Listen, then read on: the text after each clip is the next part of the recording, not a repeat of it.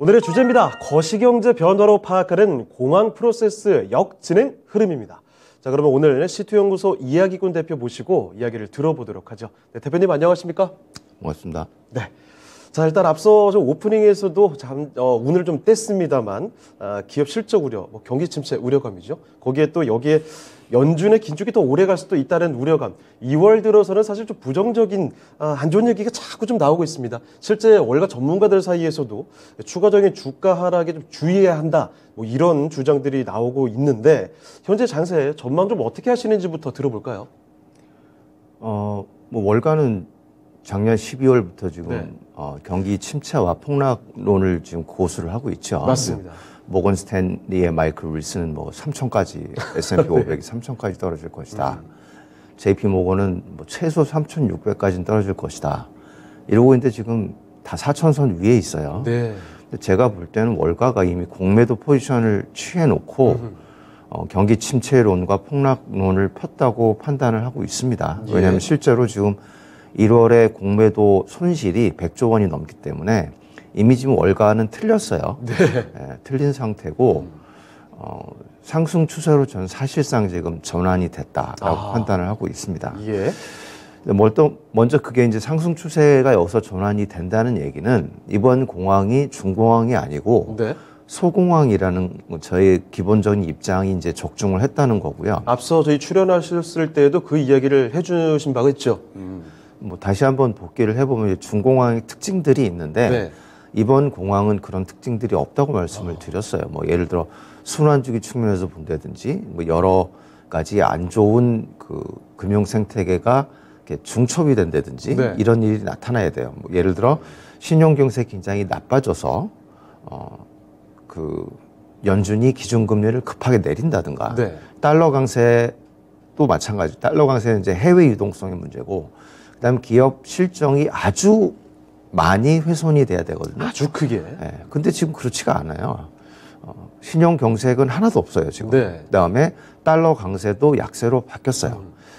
그래서 오늘은 그 실적만 조금 더 말씀을 드려보면 지금 뉴스 기사나 이런 걸 보면 엄청나게 실적이 안 좋은 것처럼 얘기하는데 그렇지가 않아요. 실적 좋은 것도 좋고.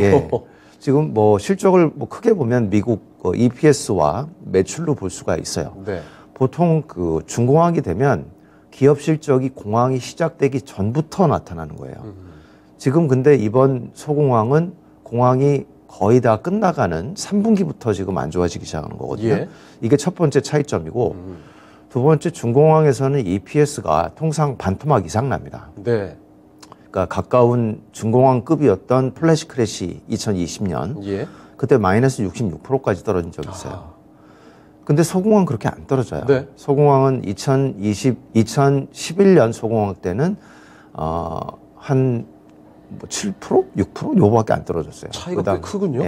2015년 소공황 때는 조금 그때 경기 둔화가 중국 때문에 좀 심해서 마이너스 18%까지 떨어진 적은 있어요. 하지만 2018년 소공황 때는 또 마이너스 7%밖에 안 떨어졌어요. 이번에는 어떠냐? 2022년 소공황은 마이너스 20%가 떨어져요. 그러니까 EPS가 마이너스 20% 떨어졌다는 얘기인데 이거는 EPS가 마이너스 20% 떨어졌다는 얘기지만 여전히 EPS는 플러스예요. 예를 들어서 주당 10센트의 순이익이 났다는 게 8센트로 줄어들었다는 얘기예요. 그러니까 여전히 EPS로 돈을 벌고 있는 상황이에요. 아직 이익이고. 이익 상황이고 소공황에 아주 걸맞는 수준의 실적 악화라고 볼 수 있고요. 그다음에 매출을 보게 되면 2000년부터 2002년 지난 미국 증시 6기 겨울 국면에 매출 하락이 대충 12% 정도 나왔어요. 12%요? 그다음에 가장 강력했던 2008년 글로벌 파이낸셜 크라이시스 때는 마이너스 20%까지도 매출이 감소를 했어요. 그게 최악 수준? 그죠. 거의 최악이고 그다음에 2020년 플래시 크래시 때는 마이너스 10% 정도 떨어졌는데 지금 소공황 그렇지가 않아요. 2011년 소공황 때는 0%밖에 안 했어요. 그러니까, 이거 확 차이 나네요. 정말. 매출 감소가 없었어요. 그다음에 2015년은 조금 경기 둔화가 심했다 그랬죠. 그때 또 마이너스 4% 정도. 4%. 그다음에 2018년 소공학 때는 매출이 오히려 늘었어요. 아, 그래요? 5% 늘었어요. 앞서 20%, 10% 이렇게 줄었다는 얘기와 비교해 보니까 체감이 확실히 다르네요. 그렇죠. 그 다음에 이번 2022년 소공학 때 매출은 어떻게 됐느냐? 오히려 6.4% 증가했다. 아, 증가? 예. 실적이 전혀 악화되지가 않았어요, 지금. 네. 지금 뭐 빅테크에서 뭐 난리 났다고 그러는데. 그러니까요. 아마존은 매출이 늘었어요. 작년에 재작년 대비 작년에 매출이 늘었고, 그다음에 손익이 좀 감익되는 데가 이제 아마존, 메타, 알파벳들은 좀 안 좋긴 했는데 네. 여전히 플러스예요. 예상보다 조금 안 좋다 정도일까요? 그렇죠. 그러니까 뭐 100원 벌던 거를 뭐 한 30원밖에 못 벌고 있는 거예요. 네네. 여전히 30원 벌고 있다는 얘기죠. 이런 걸 상황을 보면 지금 중공항이 전혀 아니고 중공항이 아니라면 이제는 상승 톤에도 충분한 자리다. 예. 그래서 지금 그렇게 말씀을 드릴 수 있고, 이제 아무래도 제가 시나리오 투자법을 개발을 한 사람이기 때문에 이제 시나리오 모델과 금융 생태계가 어떻게 변화하느냐를 보면 조금 이해하기가 쉬울 수 있을 것 같아요. 예를 들어 뭐 기회가 한 번에 날아가지가 않습니다. 그러니까 서서히 멀어져 가요. 네. 아, 그리고 서서히 멀어진다. 예. 네. 기회가 오는 것도 예. 한순간에 확 오는 게 아니에요. 네. 서서히 다가와요. 아, 요거 시청자분들이 잘 기억해 두셔야 되지 않을까 싶습니다. 그래서 지금 영원히요. 제가 이제 말씀을 드릴 건데 네. 10가지 변화가 네. 공항 프로세스가 어떻게 진행됐고 지금은 어떻게 거꾸로 진행되고 있는지를 보면 어떻게 재작년 중반부터 서서히 멀어져 갔던 것들이 어떻게 작년 4분기부터 서서히 다가오고 있는지를 예. 시계열로 볼 수가 있는 거죠. 알겠습니다. 자, 그러면 지금 뭐 안 좋은 뉴스들이 워낙에 많이 나오다 보니까 지금 시청하시는 분들도 많은 투자자분들이 이 공항에 대한 이런 걱정들, 우려감들이 점차 커져가고 있습니다. 자, 그런데 대표님께서 말씀해 주신 바에 따르면 오히려 이 공항 프로세스가 거꾸로 진행되는 변화들을 찾아볼 수가 있을 것 같은데 10가지 변화를 말씀해 주셨잖아요. 하나씩 짚어서 상세히 보기 전에 간단하게 어떤 10가지가 있는지 체크를 좀 해보도록 할까요? 예, 먼저 이번 공황의 원인은 인플레이션이에요. 네. 인플레이션이 뭐 공황이 원인일 수도 있지 이렇게 네. 생각하시면 안 돼요. 40년 만에 처음이에요. 뭐 다른 원인, 뭐 경기 둔화만 원인일 때도 있고, 뭐 총체적으로 뭐 금리, 신용 경색과 달러 강세 등으로 나타날 수도 있지만 이번처럼 인플레이션이 원인이었던 적은 40년 만에 처음이기 때문에 네. 1번이 될 수밖에 없죠. 그래서 유가 상승은 보통 그 주식 상승 추세와 같이 나타나기 때문에 2020년 중반부터 유가가 상승했고 인플레이션은 재작년 중반부터 상승하기 시작했어요. 거기에 꺾이기 시작한 게 작년 3분기부터예요. 네. 가장 먼저 꺾이기 시작했어요. 근데 두 번째로 볼 수 있는 게 경기 둔화예요. 네. 경기 둔화는 재작년 중반에 시작됐는데 불행히도 아직 회복은 못했어요. 네. 근데 원래 경기 둔화는 가장 그 후행적이기 때문에 예. 늦어도 올해 2분기 말 정도면 회복이 되지 않을까 보고 있어요. 그다음에 세 번째는 미국 시장 금리 상승인데 네. 요거는 이제 인플레이션 영향을 받아서 작년 초부터 상승을 하기 시작했어요. 네. 근데 미국 시장 금리라는 것은 이제 미국 10년물 국채 금리를 얘기하는 거예요. 근데 이게 작년 10월부터 하락하기 시작했어요. 네. 자, 미국 달러 강세는 재작년 중반부터 시작됐죠. 근데 이게 작년 10월부터 달러 강세가 멈추고 예. 본격 하락한 거는 작년 11월이에요. 비트코인 디레버리징도 중요한 변수라고 말씀드렸는데 이게 이제 재작년에 이중천정을 만든 다음에 재작년 4분기부터 작년 내내 하락을 했죠. 네. 근데 그게 올해 1월에 반등을 시작했어요. 네. 자, 중국의 빅테크와 부동산 규제도 중요한 변수인데 그렇습니다. 이 역시 재작년 중반에 시작됐고 작년 4분기부터 중국 당국이 풀어주기 시작하고 있어요. 주식이 기술적 추세 역시 재작년 중반에 신흥국이 하락 추세로 바뀌었고 예. 작년 초에 미국도 하락 추세로 바뀌었어요. 근데 이게 모두 올해 1월부터 상승 추세로 바뀌고 있어요. 자, 연준의 립 서비스가 제일 후행적입니다. 네. 근데 뭐 이것도 이제 재작년으로 또 가야 되는데 9월에 이제 QT를 시작하면서 이제 뭐 조만간 기준금리를 올린다 만다 이렇게 립 서비스를 하다가 결국 올리기 시작했죠. 근데 지금 작년 12월에 빅 스텝으로 떨어졌고 올해 2월 FOMC에서 베이비 스텝으로 또 떨어졌어요. 그리고 조만간 한 3월 아니면 5월이면 금리 인상 자체가 중단될 가능성이 큽니다. 예. 자, 헤지 펀드에서 소파 매수라는 게 있어요. 저건 이제 좀 이따 말씀을 드리는데 네. 이런 것들이 지금 동시에 발생된 것들이 아니에요. 제일 먼저 발생된 게 인플레이션이 완화된 거죠. 네. 정확히 따지면 작년 6월에 CPI 9.1%가 피크아웃이었어요. 3분기부터 계속 하락하기 시작했죠. 근데 이제 6월에 하락을 시작했으면 바로 나타나면 참 좋겠는데 네. 그렇지가 않죠. 6월에 CPI 피크아웃 이후 하락을 시작했는데 주식의 바닥은 언제 나왔냐? 4개월 뒤인 10월에 나왔어요. 그렇습니다. 네. 시장 금리 하락도 10월에 시작됐어요. 달러 강세가 멈춘 게 10월이고 예. 달러 약세로 바뀐 게 11월이에요.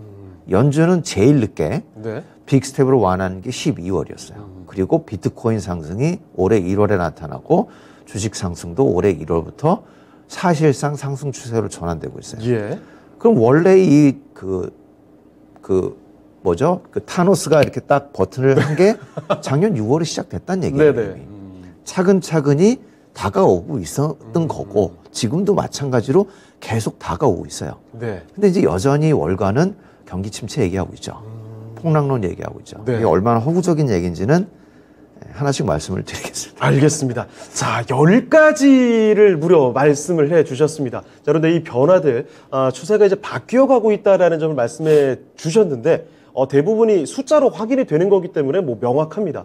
자, 그래서 한 가지씩 자세히 좀 뜯어보도록 할 텐데, 역시 가장 중요한 거는 우리 그렇게 지겹게 이야기했던 인플레이션부터 좀 뜯어보도록 하죠. 일단 인플레이션은 예. CPI가 그냥 얘기해 주니까요. 이미 네. 6월 이후에 지금 지속 하락을 하고 있기 때문에 그다음에 인플레이션은 제가 계속 말씀드린 대로 구조적이지 않다고 말씀드렸어요. 지금은 간헐적이고 일시적인 인플레이션이다. 파월 연준 의장도 그렇게 말씀하셨는데 결국 연준의 말이 맞는 걸로 지금 판명이 되고 있죠. 예. 이제 그거는 제가 오늘 그걸 다 말씀드리면 시간이 없기 때문에 네네. 간단하게 넘어갈게요. 하지만 구조적이지 않기 때문에 간헐적이기 때문에 이렇게 스파이크가 뛰었다가 다시 본래 수준으로 떨어지는 거를 계속 반복을 할 거예요. 왜냐하면 네네. 이미 인플레이션 장기 추세는 시작이 됐기 때문에.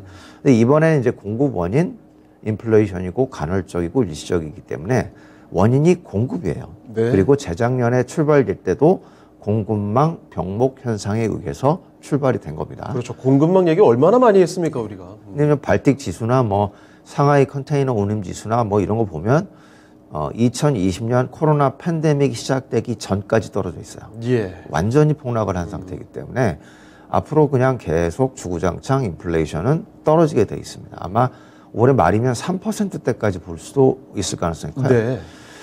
그래서 그거는 이제 끝났다고 보면 되는데 그 인플레이션 장기 추세가 시작이 됐기 때문에 아마 2020년 후반기에 또 나타날 가능성은 있습니다. 그거는 계속 대비를 해야 돼요. 왜냐하면 일단 정세가 바뀌고 있어요.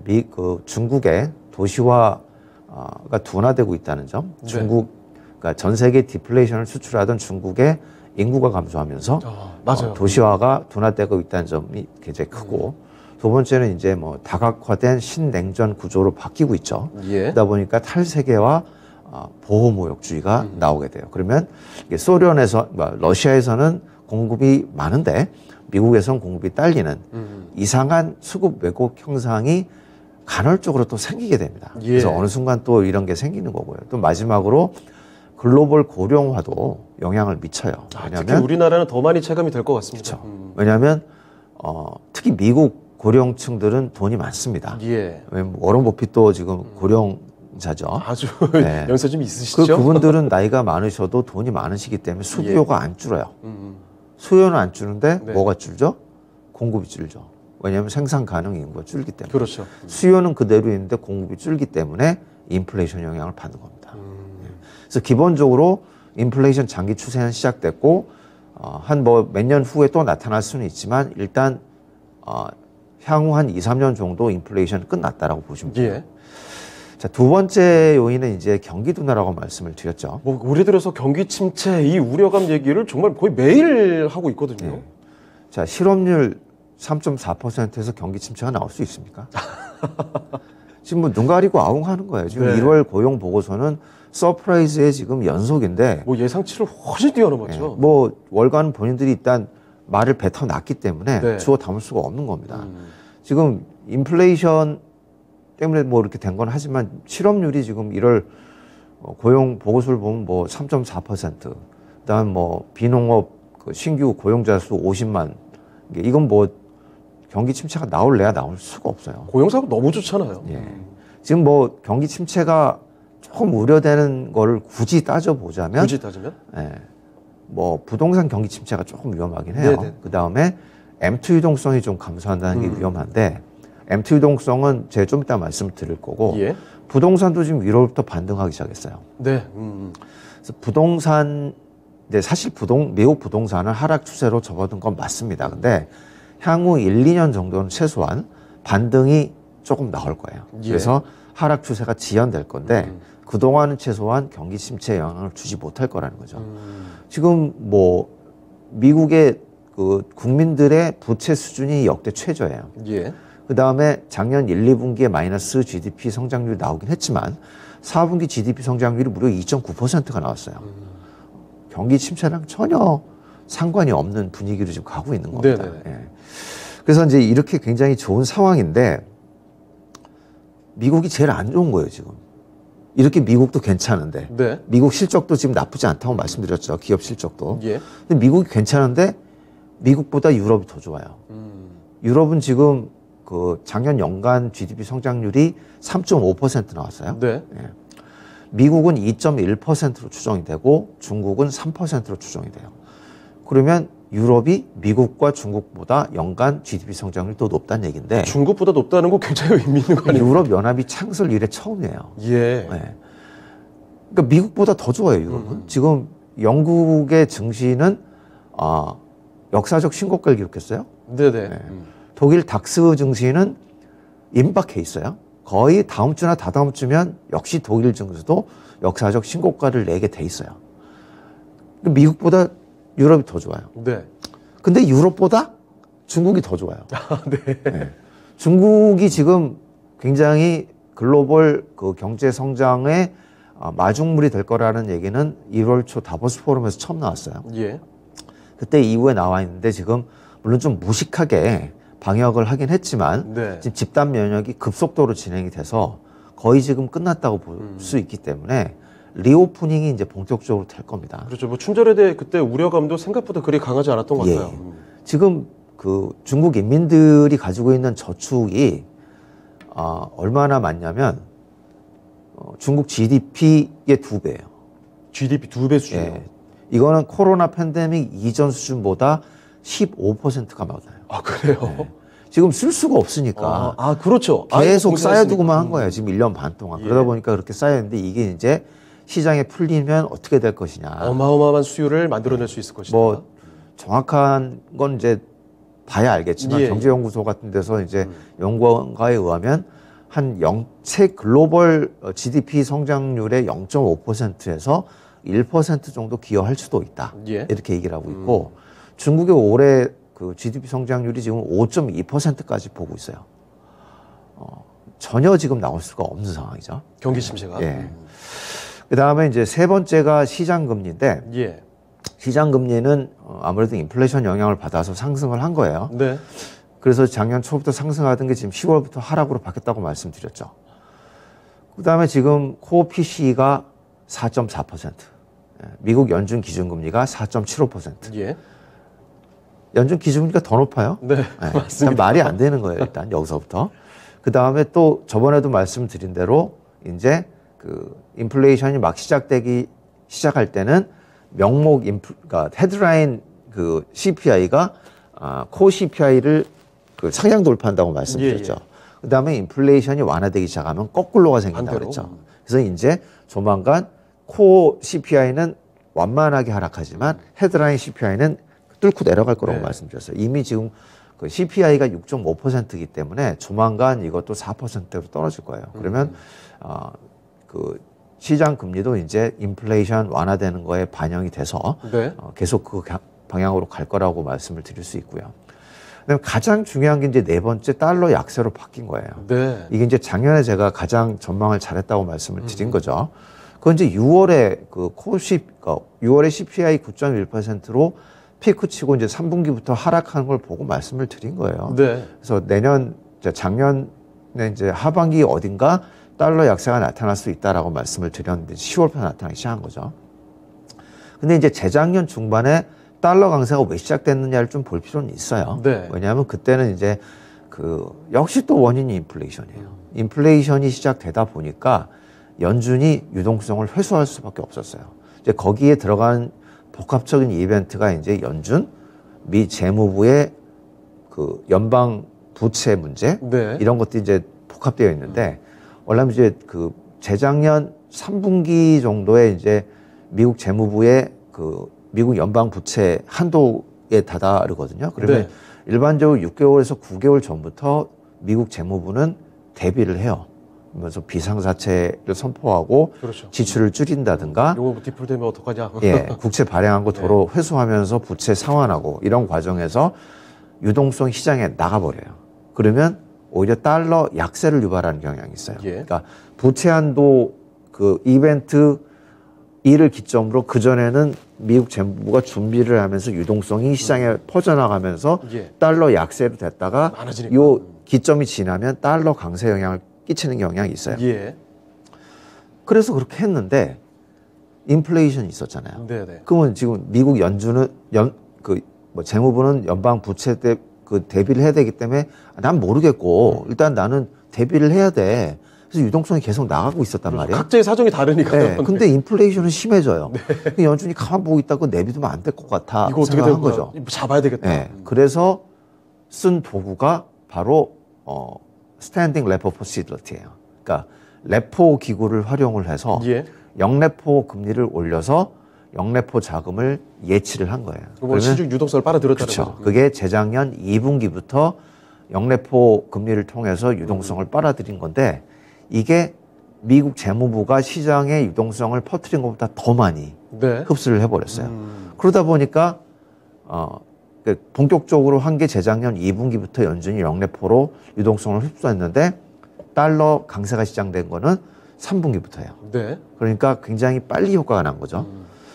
이런 상황 때문에 그리고 이제 재작년 3분기 이후에는 이제 부채 한도도 끝났잖아요. 예. 그러니까 이제 재무부가 더 이상 유동성을 시장에 낼 필요도 없어요. 그럼 국채 발행하고 이러면 또 유동성이 미국 재무부로 들어와요. 그러면 다시 또 달러는 강세로. 그렇죠. 연준도 흡수하고 재무부도 흡수하고 달러는 점점 귀해지고. 그러니까 달러 강세가 작년에 강하게 나온 겁니다. 예. 근데 지금은 어떻게 되느냐. 비슷한 상황이 있기는 있어요. 일단은 올해 6월에 그 부채 한도 이벤트가 또 옵니다. 네. 그래서 이미 재무부는 작년 말부터 대비를 하기 시작했어요. 그러니까 달러 약세로 가는 거예요. 아까 말했던 그 장면이 다시 재현되고 그렇죠. 있는 거네요. 그렇죠. 달러 약세가 되는 건데 그때와 다른 점은 뭐냐면 네. 지금은 인플레이션이 완화되고 있다. 아, 네네네네. 그러면 미국 연준이 굳이 역레포를 흡수할 이유가 없는 거죠. 그죠. 내비두는 거죠. 그러면 미국 재무부의 유동성만 나오고 네. 연준은 유동성 흡수를 안 해요. 오히려 네. 지금 2.5조까지 역레포가 올라간 상태이기 때문에 과도하다고 생각을 해서 지금 2조 달러까지 줄여놨어요. 예. 그러니까 올해 1월에 연준이 2조 달러까지 줄여서 지금 5천억 불 정도가 오히려 시장에 나갔어요. 그럼 재무부도 유동성 부채 한도 대비한다고 유동성 내보내고 있고 연준도 역레포가 너무 과도하게 찼다 해서 또 내고 있어요. 네. 유동성이 양쪽으로 막 퍼져나가니까 달러 약세가 나타나는 거예요. 네, 좀 그때하고 약간 다른 거죠. 네. 그러면 올해 6월 이후에는 어떻게 될 것이냐. 이게 좀 다르다는 거죠. 그러니까 올해 6월에는 지금 아무래도 경기 둔화가 있기는 있는 거기 때문에 연준 입장에서는 그냥 영레포를 계속 내비둘 가능성이 커요. 네. 왜냐하면 기준 금리를 낮출 수는 없거든요. 네네. 그렇지만 경기 둔화는 뭐 미약하나마 계속 진행되고 있기 때문에 뭐 굳이 뭐 재무가 퍼뜨린 유동성을 회수할 필요가 없는 거죠. 굳이 나설 필요가 있겠느냐. 네, 오히려 역레포를 시장에 풀어서 기준금리 인하 없이 경기 둔화를 좀 둔화시키자. 예. 이렇게 되는 거예요. 그리고 아까 말씀드린 M2 유동성이 지금 1950년대 이래로 처음으로 감소를 했어요. 처음 감소해요. 이거는 굉장히 미국 입장에서는 반가우면서도 네. 위험한 거예요. 왜냐하면 MT 유동성이 이렇게 급락한 이유는 바로 인플레이션 때문이에요. 예. 그러니까 사실은 그 연준 입장에서는 굉장히 반기는 거죠. 왜냐하면 시장에 큰 충격을 주지 않으면서 본인의 대차 대조표 부채를 줄일 수가 있기 때문에 예. 인플레이션으로. 그리고 MT 유동성도 돈값이 떨어지면서 자연스럽게 급락을 한 거예요. 근데 이렇게 급락을 하면 또 좋지가 않아요. 속도가 너무 빠르면. 네. 역대 그러니까 1950년대 이후로 역사적 이벤트거든요. 예. 이거는 뭐 좋긴 좋지만 너무 빨리 그 감소하는 건 안 된다. 역시 뭘 해도 항상 속도에 문제가 있어요. 그래서 연준과 미국 재무부는 그런 게 머릿속에 있을 거예요. 그래서 아까 말씀드린 영래포 자금을 회수를 할 이유가 없다는 거죠. 예. 연준은 계속 지금 2조 달러까지 풀었는데 아마 1.5조 달러, 1조 달러씩으로 해가지고 시장 유동성을 더 풀 가능성이 있어요.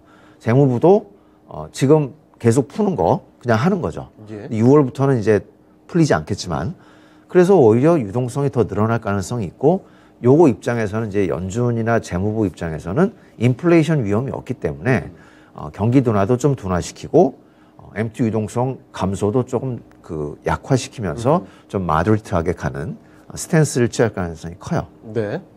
그다음에 달러 약세는 기본적으로 인플레이션하고 맞습니다. 그러니까 작년에는 유가가 상승하고 인플레이션이 상승할 때 달러 강세가 나왔죠.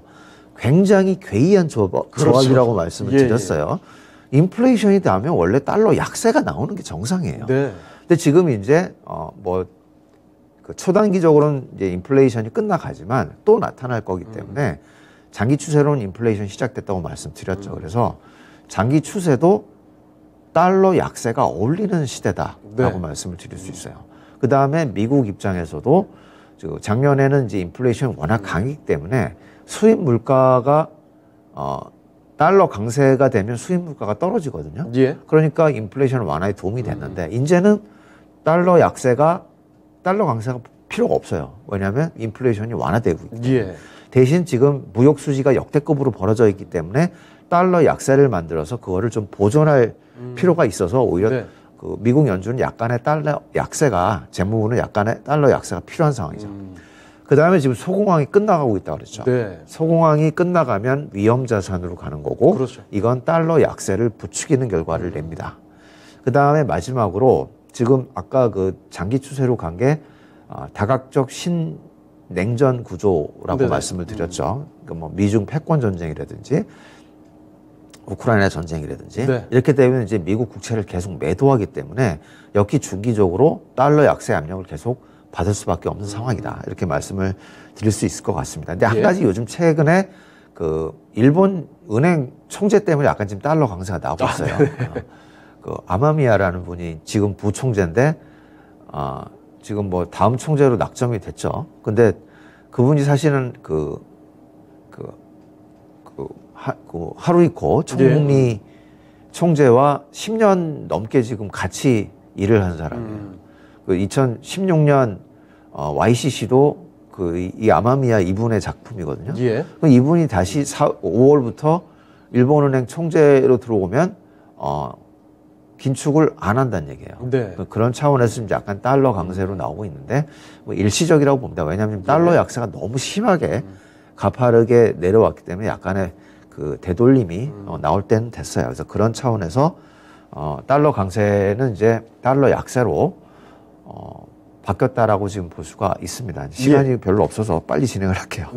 자, 비트코인도 지금 비트코인과 중국의 빅테크 부동산 규제 때문에 재작년 중반에 큰 하락이 나왔죠. 네, 맞습니다. 이렇게 시총이 큰 어떤 자산이 폭락을 할 경우에는 디레버리징이 발생한다고 그랬어요. 돈 빌려서 투자했던 거 이제 청산하는 거죠, 그렇죠. 빌린 거. 멀쩡한 주식을 팔아야 되는 거죠. 예. 그 일단 코스피나 신흥국 주식을 먼저 팔면서 대응하다가 안 되니까 작년 초부터 미국 주식도 팔아가지고 부채 상환을 하는 거죠. 그래서 이게 계속 그 디레버리징이 사실은 작년 중반까지 진행된 거예요.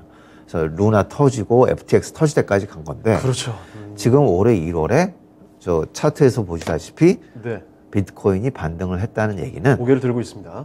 디레버리징이 끝났다는 얘기예요. 이제 얘가 위험 자산을 하락시키는 압력을 주는 건 끝났다라고 볼 수 있어요. 그렇다고 이제 비트코인을 투자하라는 말씀은 아닙니다. 그렇습니다. 내가 한 가지 시그널 중에 하나인 거죠. 거시경제를 보는 하나의 변수일 뿐이에요. 그다음에 주식의 기술적 추세에도 마찬가지예요. 지금 그 공황의 원인이 인플레이션이라고 말씀을 드렸기 때문에 아주 간단합니다. 인플레이션이 끝났기 때문에 공황도 마무리되는 거예요. 실제로 그 생명선이라고 볼 수 있는 이제 20주 이평선을 볼 때 신흥국은 재작년 중반에 꺾였고요. 미국은 1월 초에 꺾였어요. 근데 이게 지금 작년 11월부터 상승 추세로 바뀌기 시작해서 지금 1월에 대충 미국 그 S&P 500을 볼 때 하락 추세대가 훼손됐어요. 그러니까 하락 추세는 고점을 연결한 거거든요. 상승 추세는 저점을 연결한 건데 그 S&P 500의 그 고점을 연결한 하락 추세를 1월에 상향 돌파를 한 상태예요. 그래서 지금 4,200까지 지금 계속 지금 고지 탈환을 못 하고 있긴 한데 4,200을 넘어가면 이제 공식적으로 끝났다. 공황은 끝났다라고 선언을 할 수 있는 상황입니다. 기술적으로 보더라도 이미 제가 작년에 그 말씀드린 게 미국 그 대통령 2년 차에 나오는 11월 중간 선거가 가장 중요한 증시 이벤트라고 말씀을 드렸어요. 그 기점을 통해서 증시가 상승 추세로 전환하는 경향이 크다고 말씀드렸는데 이번에도 어김없이 10월에 바닥을 만들고 11월부터 상승하기 시작했어요. 그것도 맞았고 또 하나의 변수를 볼 수 있는 게 이제 빅스를 보면 참 재밌는 게 공포지수요. 빅스는 이제 굉장히 초단기 지표로만 알고 계시는데 이게 이제 그 단기 지표, 그러니까 3, 4년 정도의 단기 지표로도 활용할 수 있는 그 거리가 있어요. 아, 그래요? 이게 지금이 만약에 하락장이다. 그러면 빅스는 20 위에서 올라가게 돼 있어요. 20 위에서 논다는 얘기예요. 그러니까 하락장일 때 반등할 때는 빅스가 20까지 떨어지고 만약에 하락장에서 또 폭락이 나오면 이게 막 30, 40, 50 올라가는 거예요. 근데 지금이 상승장이다. 그럼 빅스가 10에서 20 사이에서 놀아요. 이게 굉장히 중요한 얘기인데 왜냐하면 지금 작년 12월에 하락을 했을 때 정상적으로 따졌으면 빅스가 30까지 올라갔어야 됐어요. 왜냐하면 6월에도 그랬고 작년 10월에도 그랬기 때문에. 근데 작년 12월에 약간 하락이 나왔는데 22까지밖에 안 오르고 도로 지금 18까지 떨어졌어요. 10에서 20 사이군요. 자꾸 지금 20 밑으로 내려오려고 그러잖아요. 지금 상승장으로 바뀌고 있는 두물머리 장사라는 걸 알 수가 있는 거예요. 그래서 지금 주식의 기술적 추세도 거의 끝났다고 볼 수가 있고요. 연준의 립서비스는 지금 계속 연준 인사들이 부정적인 얘기를 하는데 가장 그 시간차 개념이 긴 게 연준이에요. 그러니까 재작년을 볼 때도 그 9월에 QT를 시작했고 부정적으로 얘기를 해서 신흥국이 먼저 반응을 했지만 실제로 연준이 기준금리를 올리기 시작한 거는 인플레이션 때문에 올리기 시작한 거는 재작년 3월이에요. 근데 공황이 시작된 건 1월이에요. 미국 증시는 1월에 시작했고 신흥국 증시는 재작년 중반에 시작했어요. 그럼 연준이 기준금리 인플레이션을 막는다고 기준금리를 올린 게 신흥국 증시 하락 이후 9개월 이후예요. 상당히 그 타이밍이 벌어져 있는 거죠. 다 지난 다음에 한 거예요. 이번에도 마찬가지예요. 지금 인플레이션이 언제 끝났어요? 6월에 피크하고 7월부터 하락하고 있죠. 시장금리 상승이 하락으로 바뀐 게 작년 10월이죠. 달러 약세로 바뀐 게 작년 10월이죠.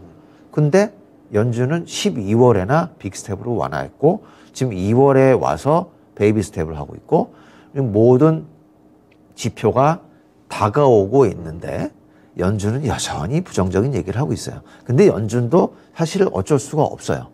혹시나 인플레이션 불씨가 살아나면 안 되니까. 그래서 지금 그 파월 연준 의장은 그 1970년대 아서 번스 의장이라고 역대 최악의 연준 의장으로 평가받는 분이 있는데 그분을 멀리하고 폴 볼커를 추정하고 있어요. 그래서 상당 기간 그 지금 고공권의 금리를 유지를 하면서 시장에는 계속 인플레이션 과열이 나지 않도록 그렇게 얘기를 할 겁니다. 그래서 그거는 그 걸러서 들어줘야 된다는 얘기예요. 그래서 지금 연준 인사들이 그렇게 얘기한다고 해서 공포 심리를 가질 필요가 없다. 이미 지금 거시경제는 여기까지 다 온 상태예요. 예. 끝났어요. 게임은. 공황 프로세스가 거의 끝났고, 그다음에 9번째 유동성 지표는 아까 그 말씀을 드린 것 같아요. 달러 얘기할 때 이것도 상세히 말씀을 드렸어요. 그래서 QT는 진행되고 있고 MT 유동성은 감소해서 좋지 않지만 지금 연준이 영레포를 조절을 하면서 유동성을 다시 늘리는 방향으로 갈 거다. 근데 마지막으로 이제 소파라는 게 있는데 CQ 오버나이트 파이낸셜 레이트라고 올해 7월부터 리보 금리를 대체를 할 거예요. 시간이 없어서 요건 그냥 대충 넘어갈 건데 요게 사실은 그 거의 주식과 같은 특성을 갖고 있어요. 네네. 그래서 작년 3분기까지 헤지펀드가 이 소파를 계속 매도를 했었어요. 파생 상품을 통해서. 근데 작년 4분기부터 헤지펀드가 소파를 매수하기 시작했다는 게 지금 포착이 됐어요. 이건 지금 위험 자산에 투자를 하고 있다는 얘기고 본인들은 실제 애널리스트들은 폭락 온다, 경기 침체 온다 이래놓고 헤지펀드는 뒤에서 소파를 사들이고 있어요. 이게 참 재밌는 거죠. 네. 이렇게 10가지를 말씀드릴 수 있겠습니다. 알겠습니다. 자, 그러면 오늘 도움 말씀 주신 시트연구소 이야기꾼 대표는 여기서 인사드리겠습니다. 네, 대표님 오늘 말씀 고맙습니다. 네, 오늘 이렇게 시장의 흐름을 좀 넓게 짚어볼 수 있을 만한 이야기였죠. 특히 거시경제의 10가지 변화를 중심으로 시장 흐름 체크를 해봤습니다. 투자하시는 데 많은 도움이 되셨길 바라고요. 자, 이렇게 저희가 투자 판단에 도움이 될 만한 다양한 정보들을 말씀을 드렸습니다만 특정 종목의 상승과 하락을 보장하지는 않습니다. 이 점을 기억해 주시고요. 자, 그럼 저희는 다음 주 이 시간에 다시 뵙도록 하겠습니다. 시청해주신 여러분 고맙습니다.